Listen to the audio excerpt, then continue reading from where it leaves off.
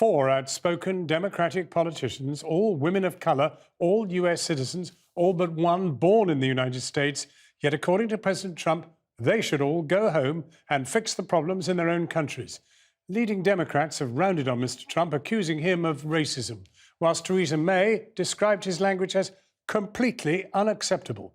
Far from apologising, the president insists his tweets have not been racist, declaring, if you hate our country, if you're complaining all the time, you can leave right now. Kieran Jenkins reports from Washington, D.C. If you're not happy here, you can leave. And that's what I say all the time. That's what I said in a tweet, which I guess some people think is controversial. A lot of people love it, by the way. He didn't quite repeat it the way he'd said it on Twitter. A president who spent the morning showing off American products, fending off questions about outright racism. In his tweets, Donald Trump took aim at progressive Democrat congresswomen who he claimed originally came from countries whose governments are a catastrophe. Why don't they go back and help fix the totally broken and crime-infested places from which they came? They're known as the Squad, 4 women unafraid to take on the president or their own party. But where would they go back exactly? All bar one, born in the USA. Alexandra Ocasio-Cortez, birthplace the Bronx, New York, said the president used the hallmark language of white supremacists. It's because he relies on racism, division, and anti-immigrant sentiment to consolidate power because he does not have a positive vision for the future of America. Cincinnati-born Ayanna Presley said she was going nowhere. Ilhan Omar, naturalized US citizen who came from Somalia as a child, accused Donald Trump of stoking white nationalism. And Rashida Tlaib, born in Detroit, said this. I want you to know that you belong, that this is our country, and no amount of hate-filled bullying from the White House is going to change that. Theresa May, Prime Minister a few days longer, called the remarks unacceptable. With this president, it seems, you have to pick a side. And there's a sense he wanted this fight to fire up his base as Democrats rally behind a wing of the party he calls extreme. And so they did. It is absolutely racist and un-American. And it is an old trope, go back to where you came from, that, you know, you might hear it on the street, but you should never hear that from the President of the United States. While senior Republicans did the president's bidding. And this crowd are a bunch of communists. They hate Israel. They hate our own country. They're calling the guards along our border, the Border Patrol agents, concentration camp guards. They put them in a room with no running water. They're women who've called out the president, not least on conditions at detention centres where migrants are held. Including one in Texas. A few days ago, the vice president saw for himself, unflinching, as hundreds of men plead from caged enclosures.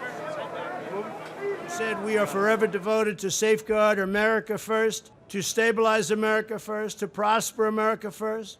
But as the president boasted earlier of US achievements, his administration announced plans to tear up the principle of asylum for those in need. What makes America great has seldom been more contested.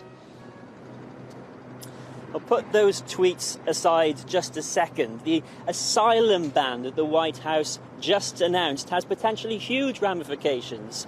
It's a plan that could stop people coming through Central America to America's southern border. Potentially hundreds of thousands of families could be blocked. Now, it will almost certainly be challenged, but the plan is for it to be effective tomorrow.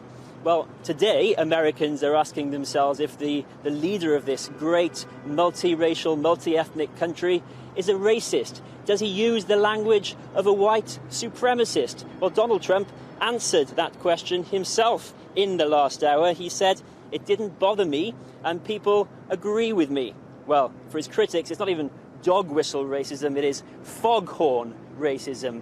And it sets out, really, the plan ahead, the way ahead for this election in 2020. Will we have an election in which Donald Trump seeks to define his opponents in the most extreme, even false terms, and then ask Americans to make this divisive choice of whether they are with him or against him?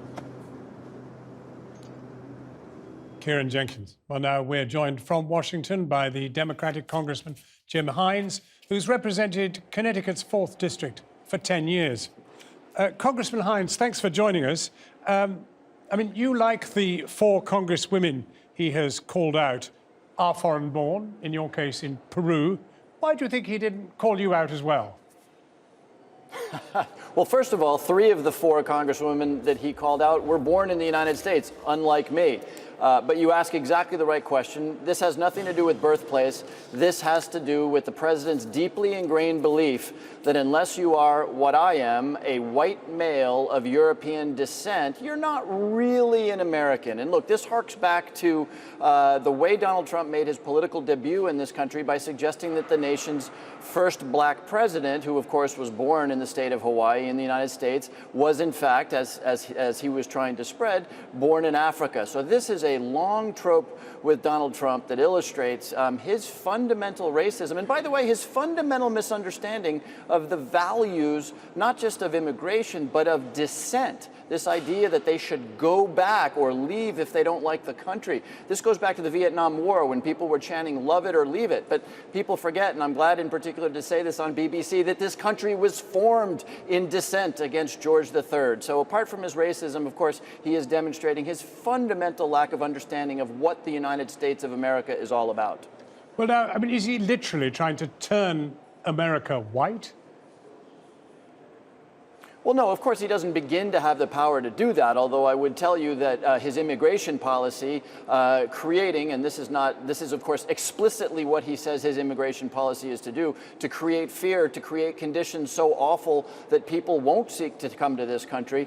You know, beyond that, of course, he can't turn this into a white country. What he's doing, of course, is what he always does, which is trying to appeal to his very narrow base of scared, largely older, less educated white Americans who see this country changing around them. And rather than helping to sort of explain how that change is in many cases for the better, the president is stoking fear and trying to gain political advantage through this. Isn't that precisely how he will win the next presidential election?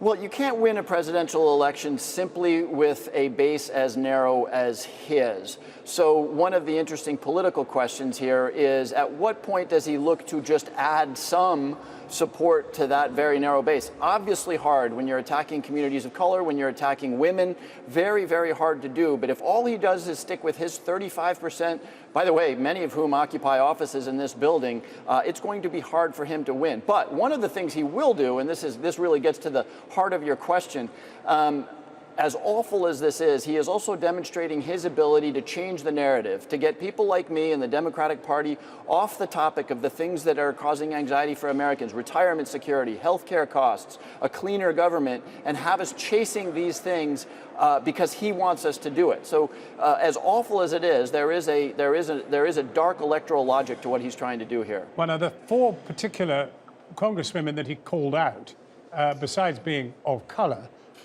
have, of course, attracted a certain amount of criticism from their own side.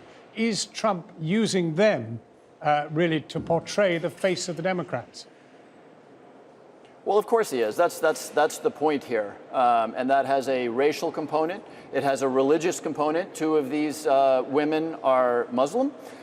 In some ways, it's a cocktail tailor-made for Donald Trump to hold these women up as everything that should be scary. And of course, what is lost here is that I probably disagree with Ilhan Omar on her views on Israel. And that's a debate and a conversation we should have. But what we are doing here is we are standing up against the naked racism that this president is using, and which opens wounds in this country which are far from fully healed. So what he's going to try to do is he's going to try to say, and the White House is already saying it. Well, I think you quoted Senator Graham there when he said these women are communists, which is absurd on the face of it, that they hate Israel, which is absurd on the face of it. But again, this is all about trying to create division, creating anger, which apart from poisoning our politics, at some point will get dangerous. One quick question. Has Theresa May's comments been heard in America? She's utterly condemned him for what a totally unacceptable statement.